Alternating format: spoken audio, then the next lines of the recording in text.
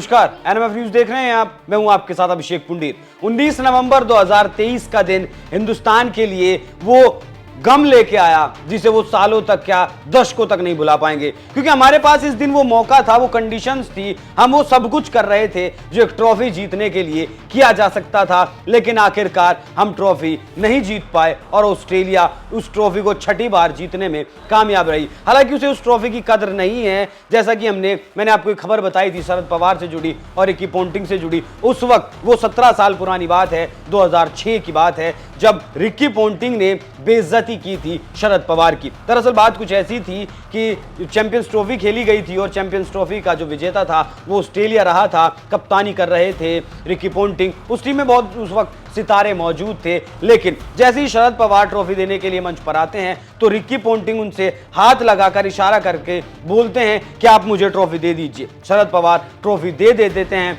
और उसके बाद उन्हें लगभग छीनते हुए उनसे ट्रॉफी और लगभग धक्का देते हुए शरद पवार को मंच से उतार दिया जाता है। और फिर कहा जाता है, शरद पवार भी इस बात पर काफी आपत्ति जताते हैं और भारत शिकायत करता है कि वो आईसीसी से इसकी शिकायत करेगा ऑस्ट्रेलिया की, जिसके बाद रिकी पोंटिंग फोन पर शरद पवार से माफी मांगते हैं। वैसा ही कुछ ठीक अब हुआ है जब ऑस्ट्रेलियाई ड्रेसिंग रूम से कुछ तस्वीरें सामने आई जिनमें जो है मिचेल मार्श ट्रॉफी पर पैर रखे हुए दिखाई दिए थे। लेकिन खबर यह है कि मोदी ने उस 17 साल पुरानी बेइज्जती का शरद पवार की बदला लिया है, ऐसा सोशल मीडिया पर कहा जा रहा है। क्योंकि मोदी जिस वक्त मंच पर आए ट्रॉफी देने के लिए पैट कमिंस को, तो उनके साथ ऑस्ट्रेलिया के उपराष्ट्रपति भी थे और दोनों ने संयुक्त रूप से पैट कमिंस को ट्रॉफी थमाई, हाथ मिलाया, फोटो खिंचवाया और मोदी मंच से जाने लगे।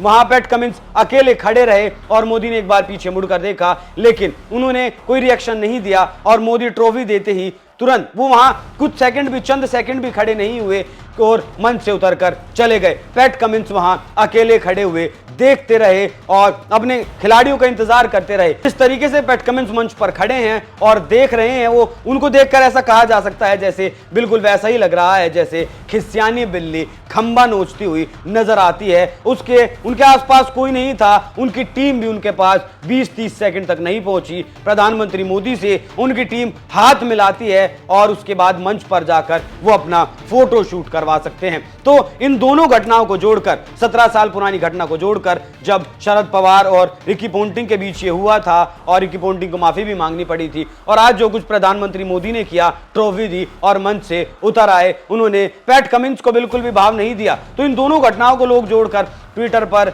शेयर कर रहे हैं और ये इस बात को कह रहे हैं कि प्रधानमंत्री मोदी ने 17 साल पुरानी शरद पवार की बेइज्जती का बदला ले लिया। हालांकि ऐसा नहीं है, सोशल मीडिया पर लोग कुछ भी लिखते हैं, लेकिन बहुत से लोगों का ऐसा मानना है। आपको बता दूं कि ऑस्ट्रेलिया ने ये छठा वर्ल्ड कप जीता है और हिंदुस्तान अगर इस मैच को जीतता तो वो तीसरी ट्रॉफी का हकदार होता। 1983, 2011 और 2011 के बाद 12 साल के लंबे इंतजार के बाद भी 140 करोड़ देशवासी इस बात की उम्मीद कर रहे थे कि हम ट्रॉफी जीतेंगे, लेकिन हम बदकिस्मती से ट्रॉफी नहीं जीत सके।